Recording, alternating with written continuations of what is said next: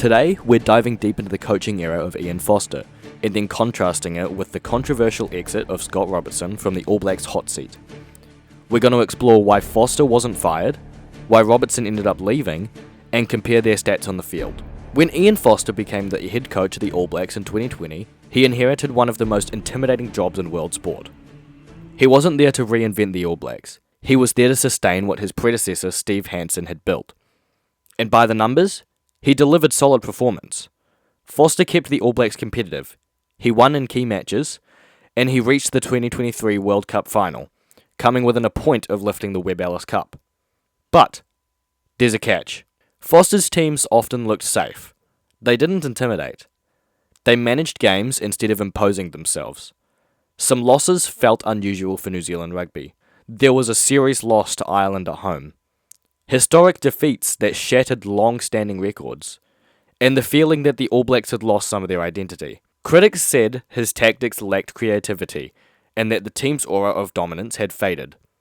And yet, despite intense public pressure and calls for change, Foster stayed in the job. Why? Because the players had his back. Senior leaders like Sam Cane, Ardie Savea, and others publicly defended him, speaking about trust, culture, and unity, saying Foster cared for players as people and kept the camp united.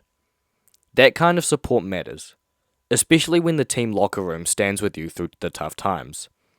So Foster survived, not because of perfection, but because of loyalty and belief from the squad. Almost 3 years after Foster led New Zealand to a World Cup final, his successor Scott Robertson, nicknamed Razor, has been relieved of his duties as the All Blacks head coach. But Robertson's exit didn't come from fan outrage. It came from an internal end-of-season review that concluded the team was simply not on track toward its goal leading into the next World Cup cycle. So what happened? Despite boasting 20 wins from 27 tests, a 74% win rate, the All Blacks under Scott Robertson struggled with consistency and cultural cohesion. There were historic losses, including Argentina in Argentina for the first time, heavy defeats to South Africa, and a sense of tactical and strategic confusion at times. Senior players were reportedly spoken to in the review process, and feedback suggests issues with communication, culture, and cohesion within the camp. Enough for New Zealand Rugby to decide a change was necessary. Now, it's important to note, New Zealand Rugby's chairman explicitly denied that this was a formal player revolt. Instead, he described it as listening to measured feedback from around 20 players as part of their review. But some reports have linked voices like Ardie Savea, influential and respected, to a broader feeling that things needed to change for the good of the team, even though the chairman says he didn't lead a revolt. On paper, Scott Robertson actually edges Ian Foster. Foster coached the All Blacks from 2020 to 2023, guiding them through a turbulent period that still included big wins, a rugby championship title, and a run to the 2023 World Cup final. His overall win rate sat just below 70%, low by All Black standards, but still elite by world standards. Robertson, in contrast, finished his tenure with around 20 wins from 27 tests, giving him a win rate closer to 74%. Statistically, that's much better. But, in New Zealand rugby, numbers are only part of the story.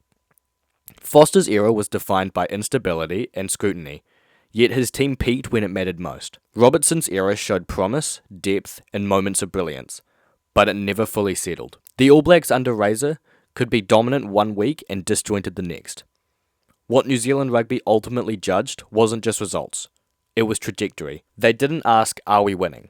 They asked, do we know who we are and where we're going? Ian Foster survived because his players believed in him. When pressure reached breaking point in 2022, the senior leaders stood tall.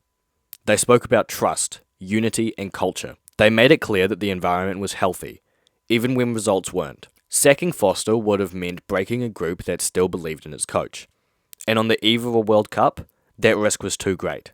Loyalty protected him. Scott Robertson didn't have that same shield. Despite a higher win rate, the internal review revealed concerns about direction, cohesion, and life inside the camp. New Zealand Rugby listened to feedback from players and staff and decided the team wasn't moving forward with enough clarity.